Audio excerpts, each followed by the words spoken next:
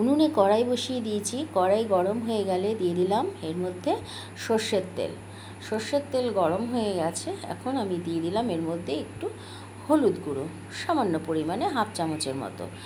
এখন এর মধ্যে দিয়ে দিলাম আমি সেদ্ধ করে রাখা ডিমগুলো দেওয়ার পর আমি এর মধ্যে দেব অল্প করে একটু নুন। এখন ডিমগুলোকে আমি ভেজে নিচ্ছি একটু ভালো করে। তারপরে আমি ডিমগুলোকে উঠিয়ে রাখলাম। এরপর ডিমগুলোকে উঠিয়ে রাখার পর ওই তেলের মধ্যে আমি দিয়ে দেব সয়াবড়ি সেদ্ধ করে রেখেছিলাম সেগুলোকে। তো সয়াবড়িটার মধ্যেও আমি অল্প পরিমাণে একটু হলুদ গুঁড়ো দিয়ে দিলাম। এখন সয়াবড়িটাকে ভালো করে একটু ভেজে নিতে হবে। ভাজাও হয়ে গেছে সয়াবড়িটাকেও কড়াই থেকে আমি উঠিয়ে রাখলাম। এরপর ওই কড়াইয়ে দিয়ে দিলাম আবার সর্ষের তেল। এখন দিয়ে দিলাম তার মধ্যে গরম হলে পরে গোটা জিরে আর তেজপাতা ফোড়ন। এরপর আমি কেটে রাখা আলুর টুকরোগুলো এর মধ্যে দিয়ে দিলাম তেলের মধ্যে। এখন আমি এর মধ্যে হাফ চামচের মতো হলুদ গুঁড়ো দিয়ে আলুটাকে একটু ভাজা ভাজা করে নিচ্ছি। ভাজা ভাজা হয়েও গেছে।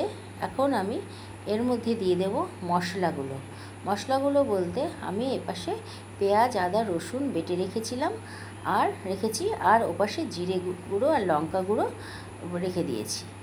আগে বাটা মশলাটা দিয়ে ভালো করে আলুটাকে কষিয়ে নিতে হবে। তো এই যে ভালো করে একটু কষিয়ে নিচ্ছি, কষানো কমপ্লিট। এখন আমি জিরে গুঁড়ো আর লঙ্কা গুঁড়ো জল দিয়ে গুলে রেখেছিলাম সেটা দিয়ে দিলাম। সেটাকে দিয়ে এখন আলুটাকে ভালো করে কষিয়ে নিতে হবে। দিয়ে দিলাম এর মধ্যে 1 চামচ নুন। এখন মশলা আর আলু একসাথে কষিয়ে নিচ্ছি। মোটামুটি কষানো হয়ে এসছে। এখন এর থেকে তেলও ছেড়ে দিয়েছে, হয়ে গেছে কষানো। এখন দিয়ে দেবো আমি এর মধ্যে জল। তো জল দিয়ে দিয়েছি। জল দেওয়া হয়ে গেলে 5 মিনিটের জন্য আমি এই ঝোলটাকে একটু ঢাকা দিয়ে দেব। এরপরে আলুটা যখন সেদ্ধ হয়ে যাবে তখন আমি তুলে নেব ঢাকনাটা আমি তুলেও নিয়েছি। দেখলাম আমি আলু সেদ্ধ হয়ে গেছে। এখন আমি ভেজে রাখা ডিমগুলো এর মধ্যে এক এক করে দিয়ে দিচ্ছি। ডিমগুলো দিয়ে দিয়েছি। আর এরপরে আমি দিয়ে দিচ্ছি সয়াবড়িগুলোকে যে ভেজে রেখেছিলাম সেই সয়াবড়িগুলোকেও দিয়ে দিলাম ঝোলের মধ্যে। এরপরে একটু নাড়াচাড়া করে কিছুক্ষণ এই ঝোলটাকে একটু ফুটতে দিতে হবে। ফোটা হয়ে গেলে একটু মোটামুটি ঘনভাব এসে গেলে দিয়ে দিলাম এর মধ্যে হাফ চামচের মতো চিনি, একটু স্বাদ আনবার জন্য। তারপরে আরেকটু ফুটতে দিলাম কিছুক্ষণ।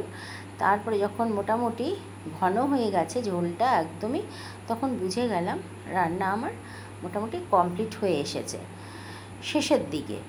তো আমি এর মধ্যে দিয়ে দেব অল্প পরিমাণে একটুখানি গরম মশলা, একদম অল্প, হাফ চামচের থেকেও কম। তো দিয়ে দিলাম এর মধ্যে একটু গরম মশলা। এটাকে দিয়ে এখন একটু আমি নাড়াচাড়া করে নিচ্ছি, মিশিয়ে নিলাম। তারপরে এটাকে আমার নামিয়ে নিতে হবে। তো আমার রান্না হয়ে গেছে কমপ্লিট। এখন আমি এটাকে একটা পাত্রে ঢেলে রাখলাম। বন্ধুরা, তোমরা কিন্তু অবশ্যই কমেন্টে আমাকে জানাবে কেমন হয়েছে এটা দেখতে।